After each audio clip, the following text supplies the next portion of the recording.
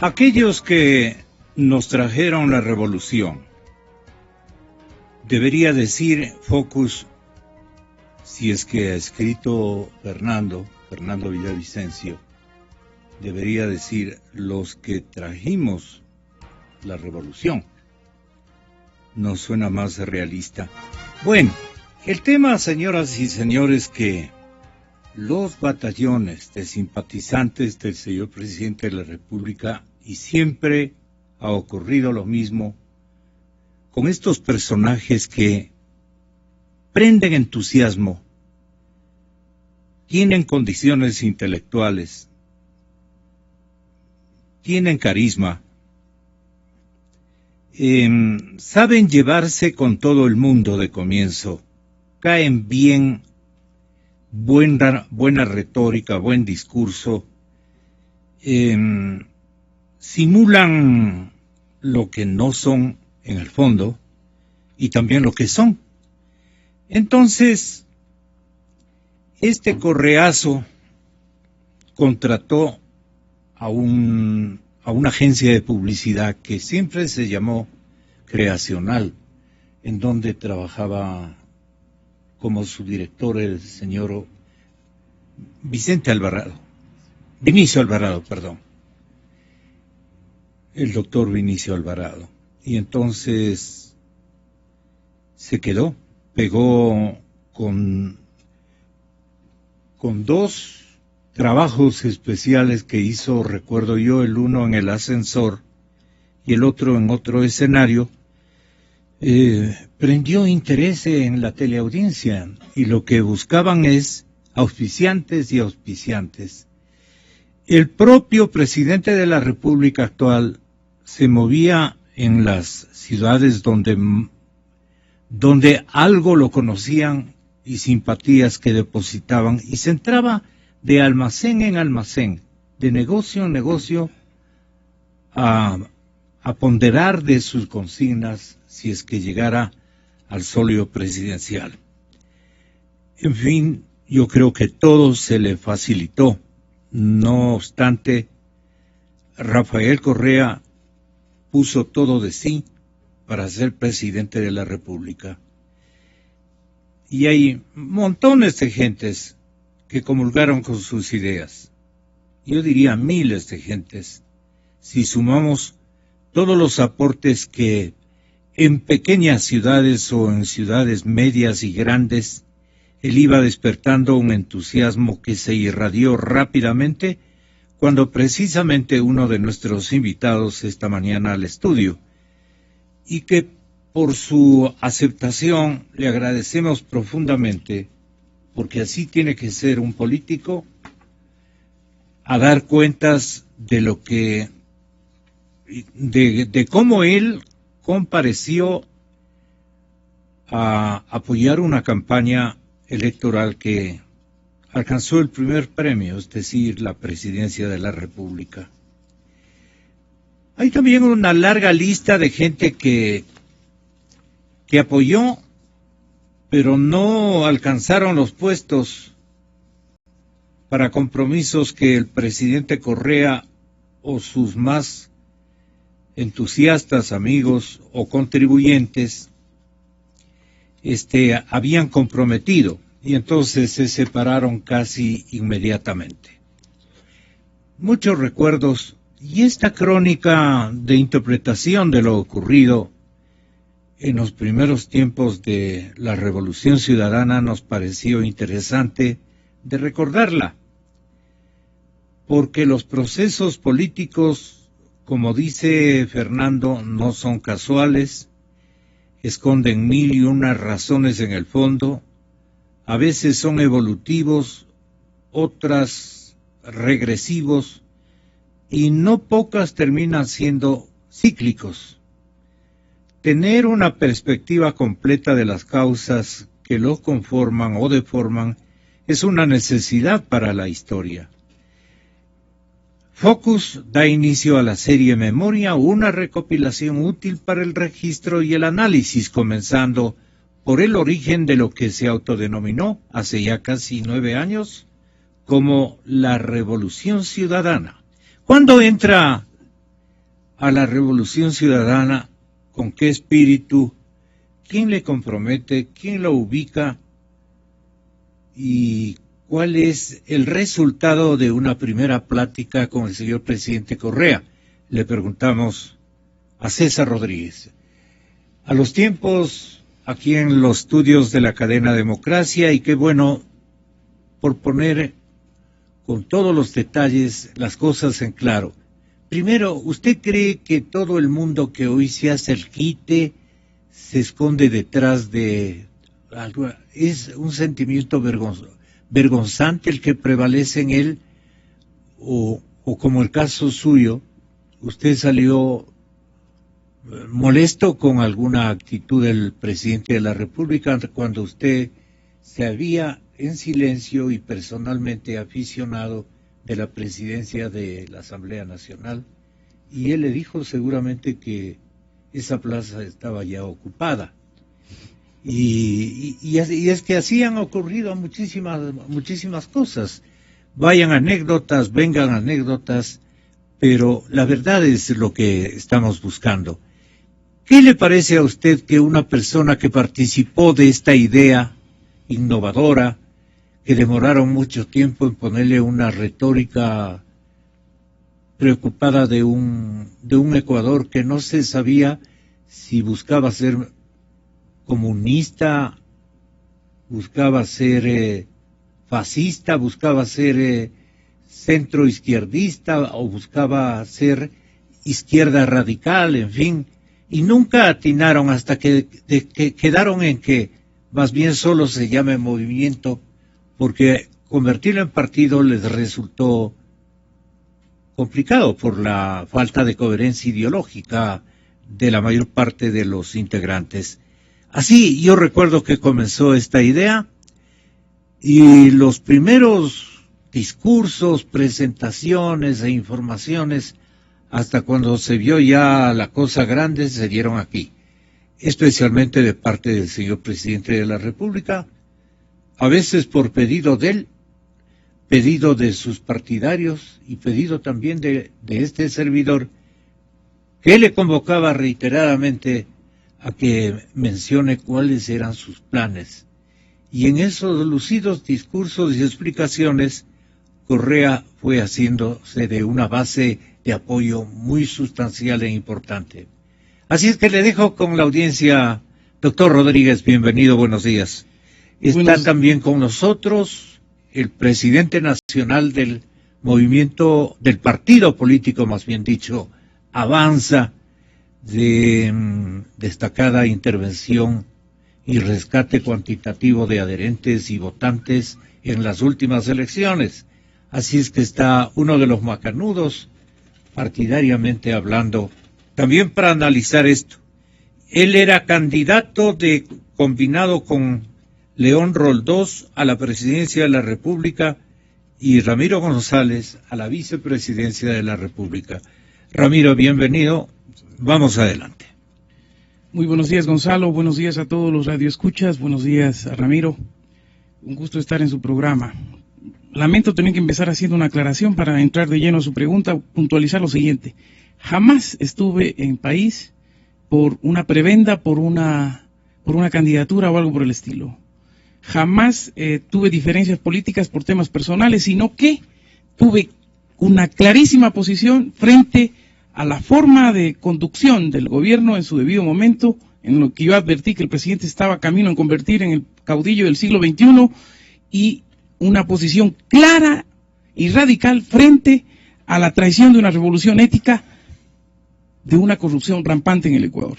Ese es un tema que lo abordaremos más adelante, si usted quiere, con más detalle. Pero usted le han culpado, lo que quiero es explicar y justificar, para justificar claro, nuestra posición. Así está escrito en esta memoria, no y por es eso la puntualizo, mía. Y por eso la puntualizo. Yo creo que en el Ecuador, de hace 10 años, vivíamos un contexto que hay que analizarlo para entender lo que pasó como país.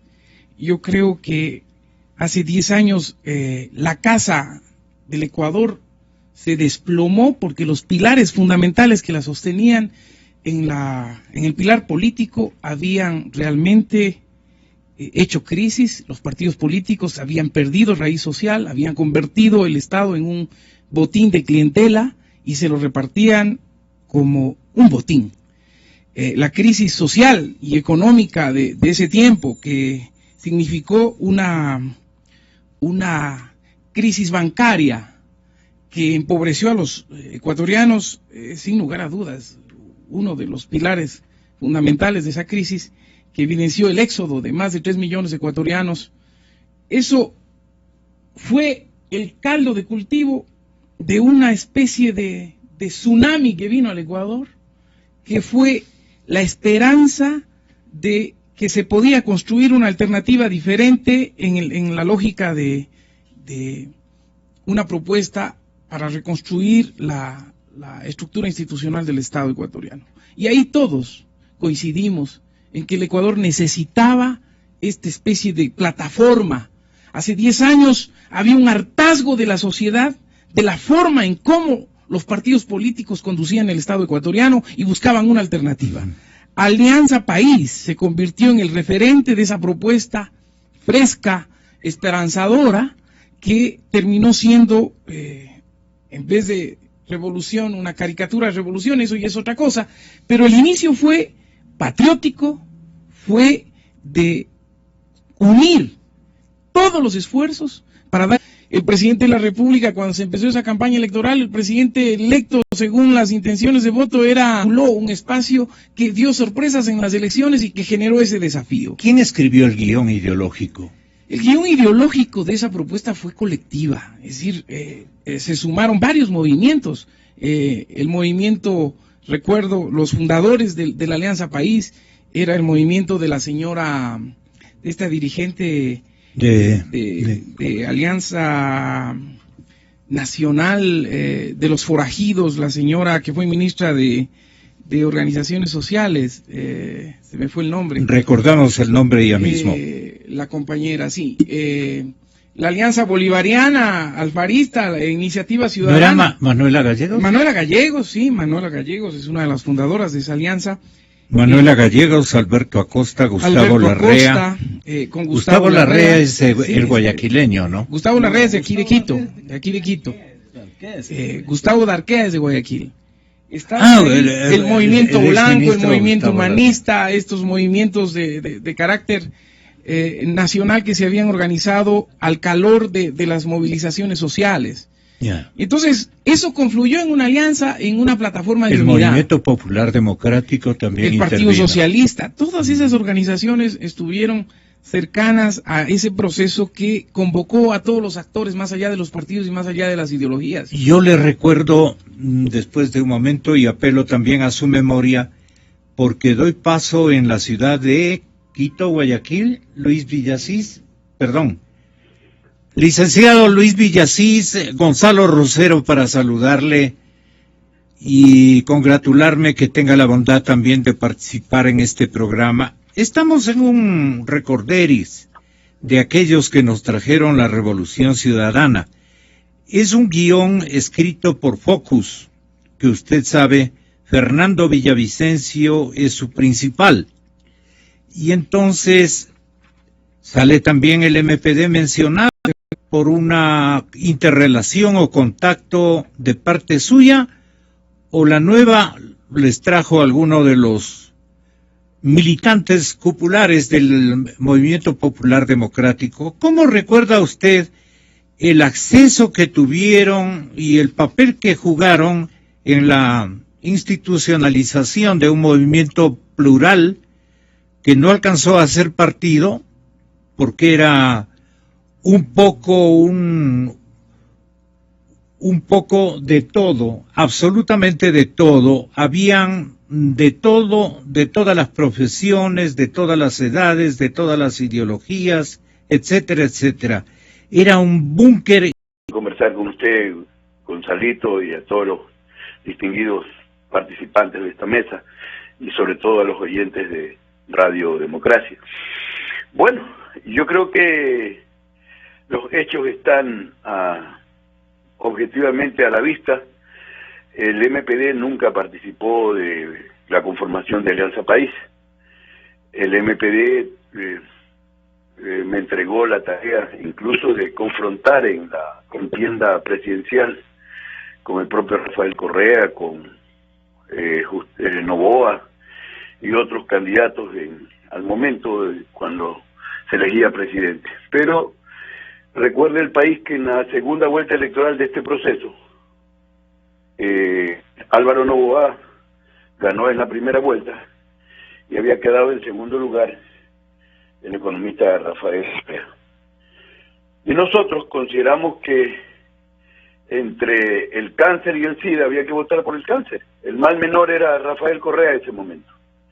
Y sin necesidad de ninguna conversación, de ningún acuerdo, la decisión del Movimiento Popular Democrático fue en la línea precisamente de apoyar algunos elementos que se planteaban a ese instante. Entre esos elementos de una propuesta política estaba la convocatoria a una Asamblea Nacional Constituyente para cambiar la Constitución de 1998.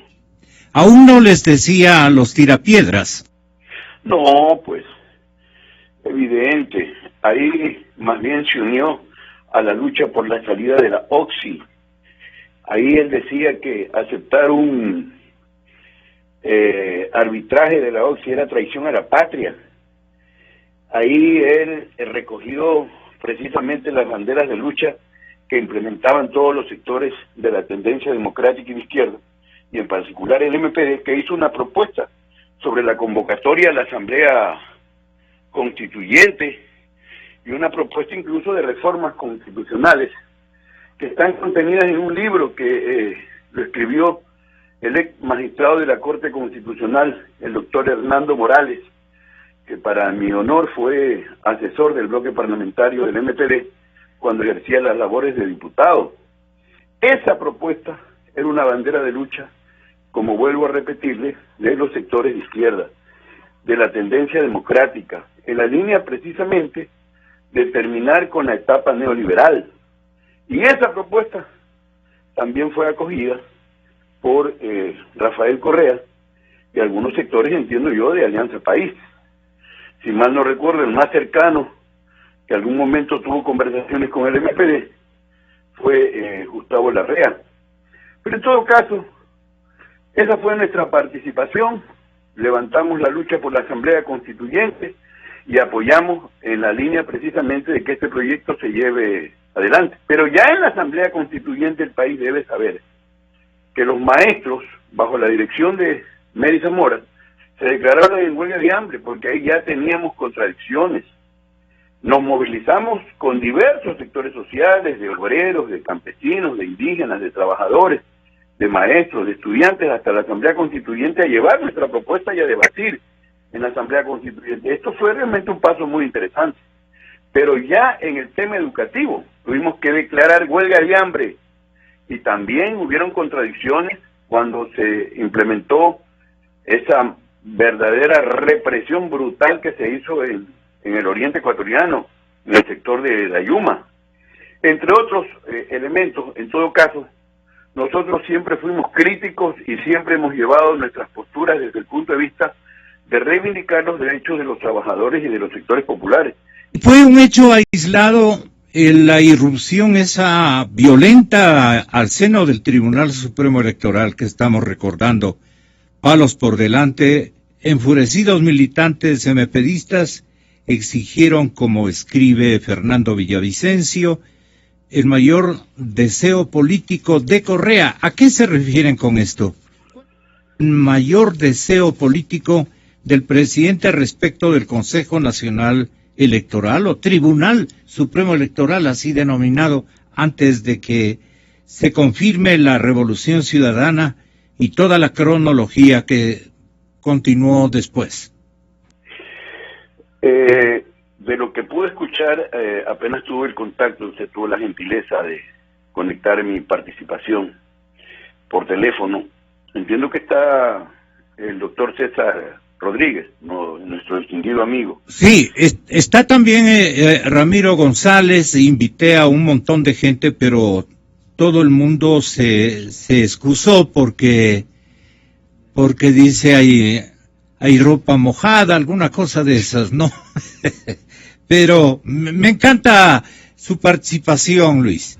Sí, gracias Gonzalito. Para mí también realmente es un gran honor participar en este programa. Y César, que está en la mesa, también estuvo con nosotros en el ex Tribunal Supremo Electoral, ahora Consejo Nacional Electoral. En esa acción a la que usted se refiere, Gonzalo, en esa acción, y lo único que estábamos planteando era que el Tribunal Supremo Electoral nos reciba a quienes teníamos la propuesta de que el tribunal diera paso a la consulta popular para que democráticamente, fíjense, a esas alturas, bajo criterio democrático, patriótico, insistíamos incluso en la convocatoria de una consulta popular para convocar la Asamblea Constituyente.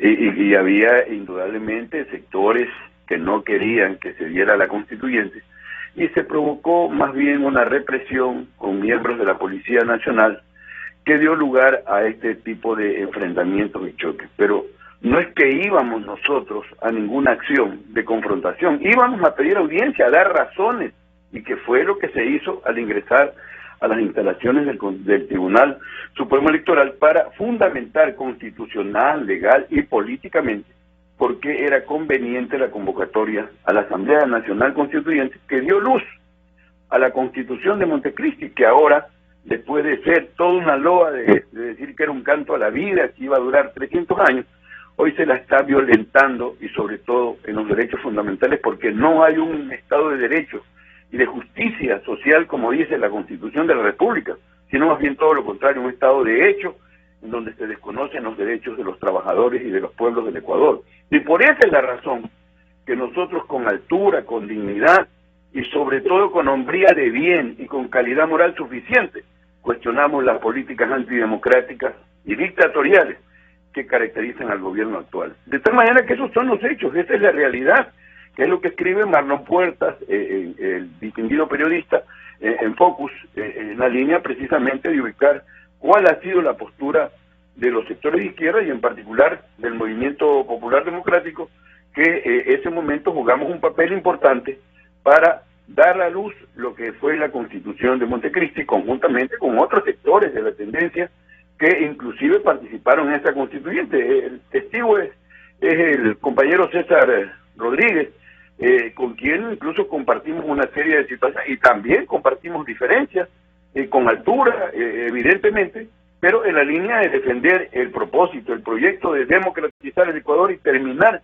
con lo que hemos visto llegar ahora, a un gobierno entregado en manos del Fondo Monetario Internacional, implementando por recetas del Fondo Monetario Internacional políticas de ajuste, afectando los intereses y a los sectores más pobres del país.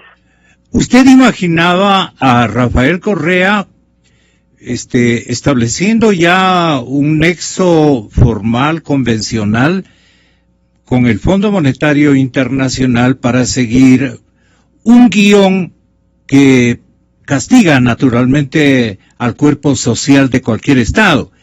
Pero ¿usted imaginaba aquello o son cosas de la política y de las situaciones que pueden ocurrir en esta dimensión cíclica de la historia política económica de nuestra región y de nuestro país?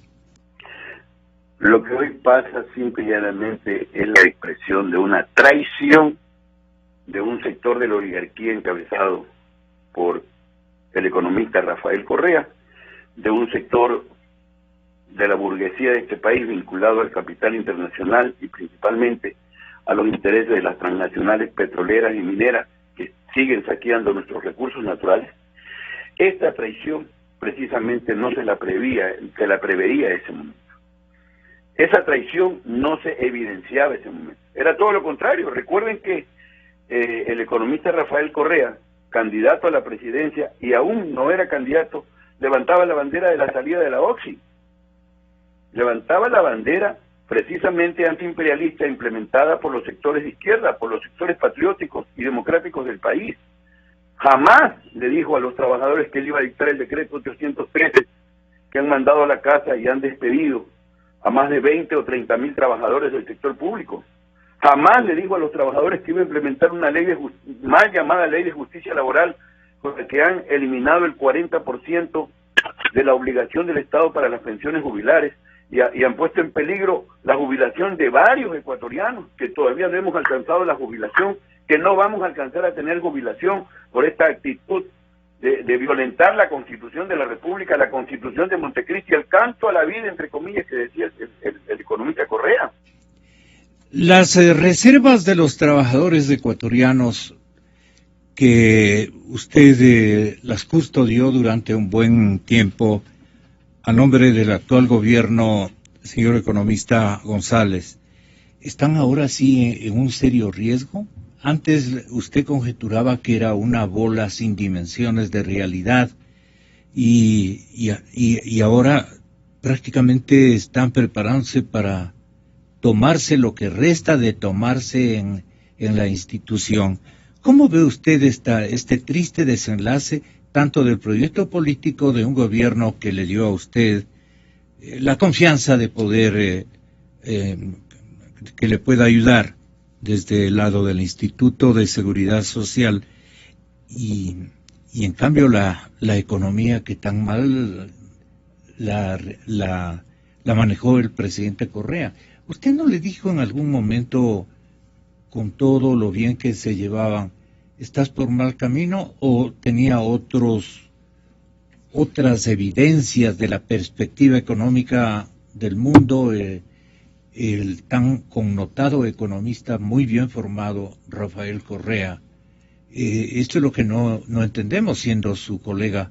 Usted quedaba pequeñito en formación, pero el sentido común no pide preparación internacional, sino un sentido de practicidad en lo que a uno le encomiendan, pues no. ¿En qué se equivocó? En fin, hay tantas cosas. ¿Qué le parece este relato que están haciendo los periodistas? En este caso mencionan que el autor de esto es Marlon Puertas, el colega que vive entre Quito y Guayaquil, distinguido periodista. Bueno, Gonzalo, buenos días. Buenos días, economista. A César y a los amigos que nos escuchan, también al doctor Villasís, que está en la línea, también sí. Un fuerte abrazo. A ver, Gonzalo, yo creo, así como decía el compañero Villasís, yo creo que nosotros también, yo estuve de candidato en unas elecciones y claro, el final fue que nosotros perdimos, la final fue con el señor Noboa y por principio básico, elemental, uno no podía votar por el señor Noboa. Entonces había que votar por... Y yo lo hice el mismo día de la elección, sin siquiera consultar a nadie, sino que era por principios básicos de afinidad. Había muchos amigos que estaban en el otro lado, como Alberto Acosta, como un montón de gente que son políticos buenos, gente muy bien intencionada, y que uno decía, bueno, van a hacer algo más coherente que la otra candidatura. Y así fue como... yo apoyé, dije voy a votar por Rafael, yo no me involucré en la campaña, obviamente, pero después de un año... ¿Resultaba incómodo o era...? No, sino que ya al inicio habíamos mantenido incluso relaciones cuando yo estaba en la Izquierda Democrática. Rafael fue a buscar apoyo de la Izquierda Democrática, pero claro, decía que no asomen, quería apoyo, pero que por debajito nomás. Entonces eso no le aceptó el partido, y el partido decidió irse con el binomio Roldós.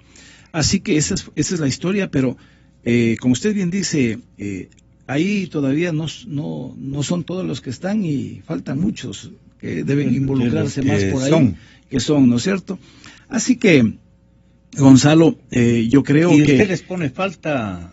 Ojalá nos pueda dar una listita. Hay algunos nombres que faltan allí también. Sí.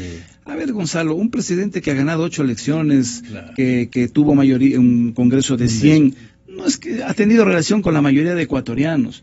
Por ejemplo, ahí falta todo el sector empresarial, por ejemplo, enterito.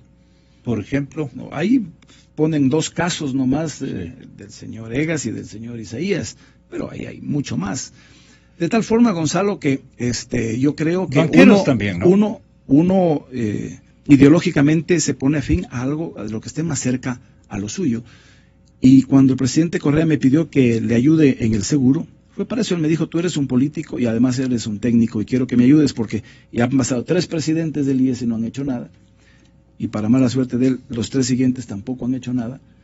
Entonces, dije, vamos a hacerlo, y lo hicimos porque, hay que decirlo, el presidente apoyó el tema de que afiliemos a tantos trabajadores, incluso se hizo una reforma a la ley para que sea penalizado incluso. Esas son cosas positivas. El haber pagado de entrada 888 millones de dólares, justamente el 40%, fue algo tremendamente positivo, y logramos que se pague 2.500. Pero claro, después se cambia de idea y se dice, ¿sabe qué? No hay deuda, no hay que pagar nada, se cambia incluso la Constitución para que no deber, por una cuestión coyuntural exclusivamente de tener un mayor margen de deuda. Entonces esas cosas uno ya no puede estar de acuerdo. Uno no es que tiene que, como en el matrimonio, ni en el matrimonio uno jura fidelidad eterna, sino hasta cuando dure, pues, ¿no? Entonces cuando uno ya ve cosas que no están de acuerdo, el cambio de la Constitución para la reelección indefinida, todas esas cosas, decidió Avanza retirarse y plantear cosas positivas para el país, pero no quedarnos, Gonzalo, no creo que sea lo mejor para este momento de la democracia, hacer este tipo de reminiscencias como si fueran culpables y los otros están libres de culpa. No es así, Gonzalo. Yo creo que hay que verlo desde otra forma, la participación política. Y como digo, ahí en ese artículo que no lo he leído, acabo de checarlo y creo que César también lo hizo sobre la marcha. Yo creo que para hacer un análisis faltarían muchos más de los que están ahí. Desde luego. Ahora, Marlon Puertas ha escogido algunos episodios, especialmente justo los que buscan escabullirse, digamos, ponerse atrasito de lo que realmente fueron o de los propósitos que ellos estaban buscando. Porque hay gente que no fue tomada en cuenta, en fin, no se apalancó adecuadamente y ahora aparecen como que hubieran sido adversarios, habiendo sido también parte, digamos, del entorno de adhesión que tenía el presidente. ¿Usted qué opina? Creo que en este rato un tipo de análisis así sesgado. ¿Es muy aventurado? Es sesgado porque además me parece que se presta para un manejo oportunista de las circunstancias. Es decir, hay algunos que eran de extrema derecha, enemigos de todo lo que decía la Revolución Ciudadana, y que al día siguiente de ganar las elecciones se declaraban más revolucionarios que los fundadores de ese movimiento.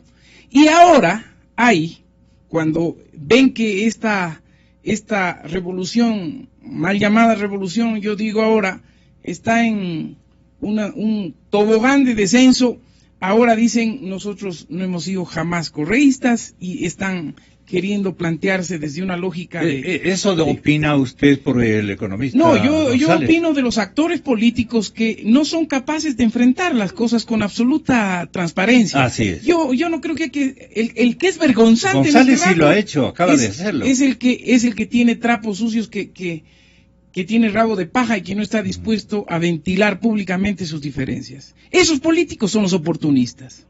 Ya. Y esos oportunistas son los que no dan la cara.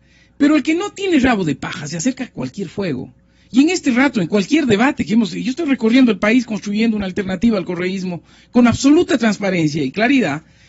Nosotros tenemos clarísimo que en los procesos políticos lo que determinan no son las palabras, sino las acciones. Lo que determina no son los grandes discursos, sino la praxis que determina qué está pasando en el Ecuador este rato. Parecería ser que hemos dado una vuelta en círculo y llegamos al mismo punto, con algunas diferencias de que hay alguna obra pública importante que nadie la desconoce.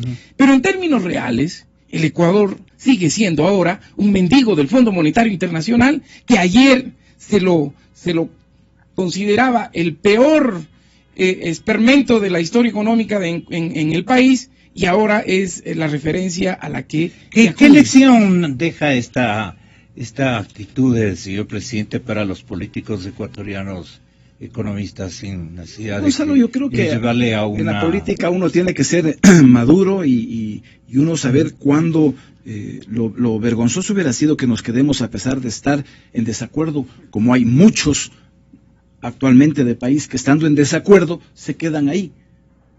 no sé, por sueldo, por lo que sea, pero hay mucha gente que por negocios inclusive. Pues debe ser, pero cuando uno está en desacuerdo simplemente hay que decirlo, y se lo dice, y punto, y hay que asumirlo. Por eso estoy aquí yo, para asumir mi posición como político. ¿Cuál es su posición en este momento respecto de el escenario equivocado del presidente, nosotros, Gonzalo, pero también de aciertos? Gonzalo, nosotros hemos dicho muy claro al país, le planteamos 16 puntos en julio que usted los leyó aquí.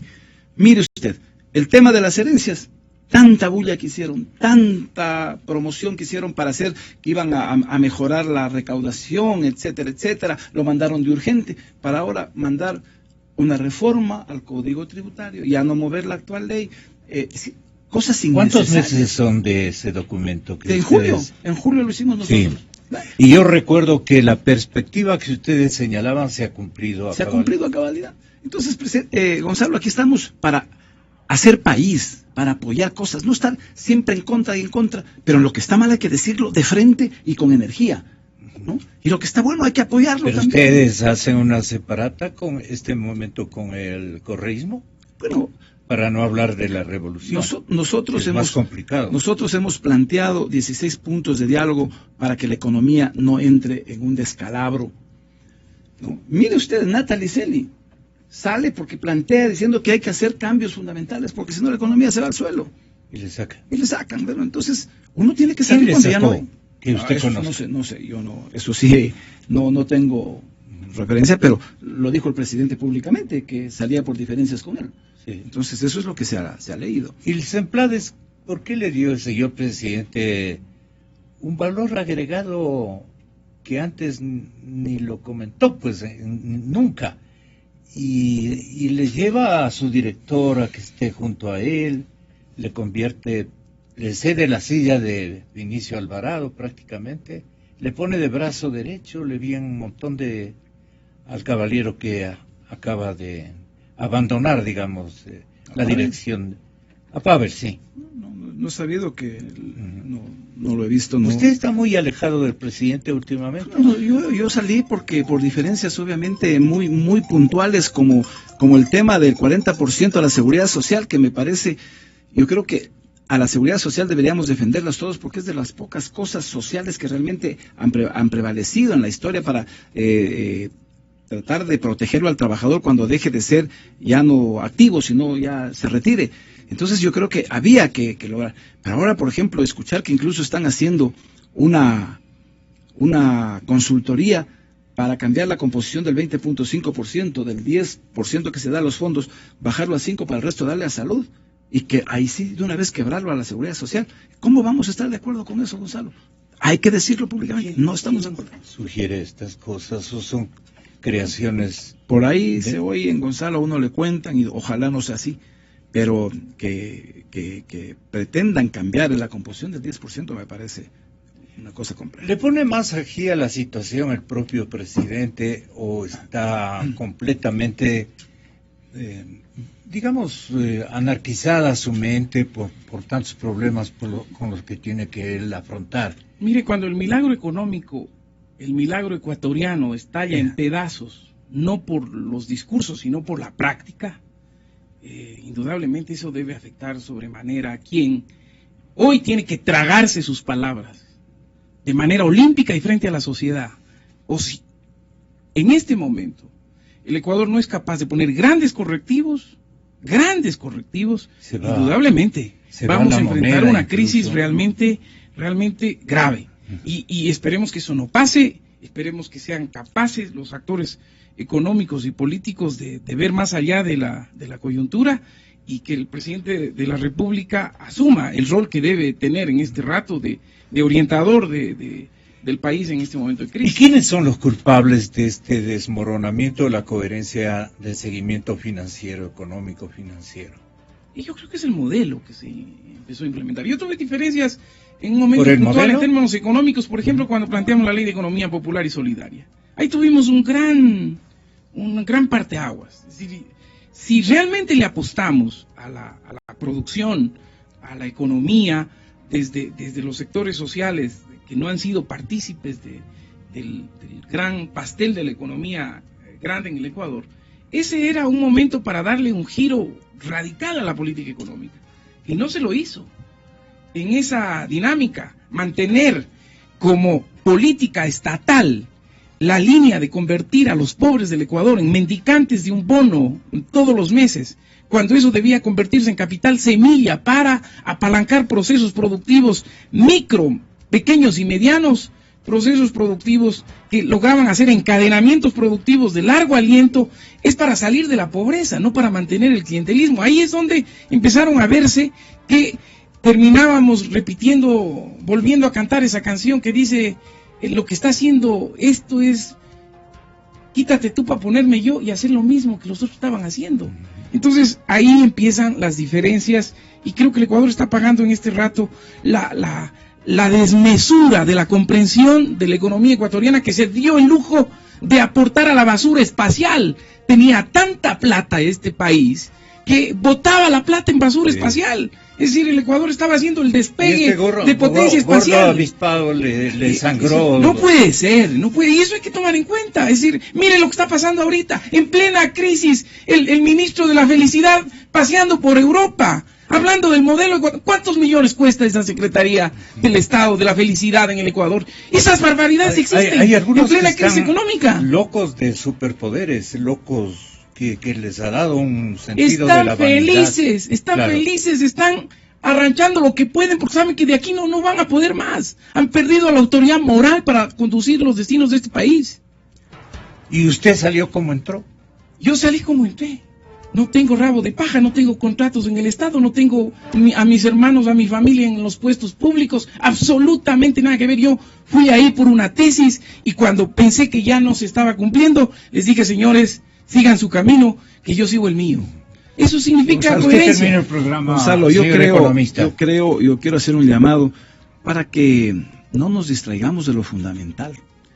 Votan estas cosas para tratar de dividir a la gente, para tratar de tener otro tema, pero yo les pido a la gente sensata de este país que no nos desviemos del tema fundamental, que es la profunda crisis económica y política que está viviendo el país. Entonces, nos tiran los de ensayo. ¿Qué sugiere usted? Aquí se mencionó de parte de los señores economistas, colegas suyos, de que va a ser indispensable, necesarísimo, que el presidente se haga de un consejo económico lo bastante amplio para ver si salen o brotan algunas... Yo no creo, Gonzalo, que deba ser un consejo grandote, sino tener decisión para actuar correctamente. Sí, pero no puede hacerlo con ese frente económico. Pero el presidente tiene la potestad de cambiar a sus colaboradores cuando él así lo quiera. Pero yo soy enemigo de hacer estos pero yo le consejos de sabios. Yo le digo porque el presidente de la República dijo que va a haber más cambios en el gabinete. Está en su facultad de hacerlo, pero ojalá lo haga coherentemente. El frente económico no lo va a tocar. Y ahí está el problema. Entonces, ¿de qué estamos hablando? Es que el frente económico es el presidente, pues. El presidente de la República es una persona muy formada, en economía. Él sabe de lo que quiere hacer o lo que deje de hacer. Entonces, Gonzalo, vuelvo y repito, no nos distraigamos, plantémosle al país tesis serias. A mí me preocupa mucho, Gonzalo, la crisis que se avecina, que la estamos sintiendo.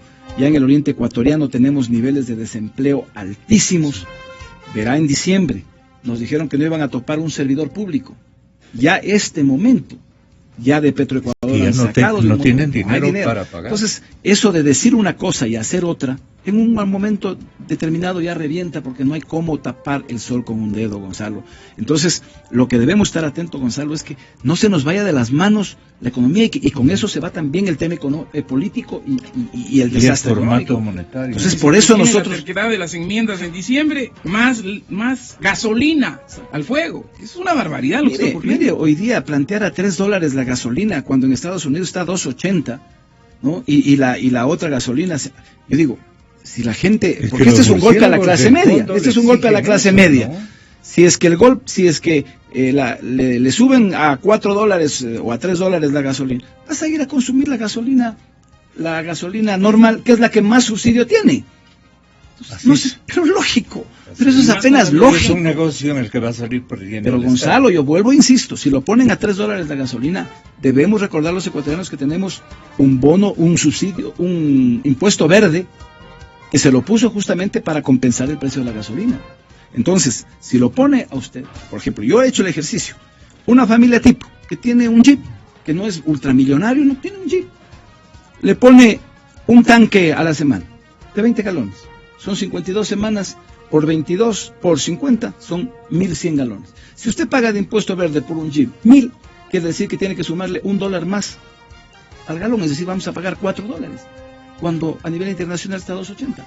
Pues tampoco es que se le puede, a propósito de la crisis, solo caerle a la clase media y desbaratar lo poco estructurado que está la clase media en este país. Gracias por haber concurrido, César. Muchas gracias, Ramiro.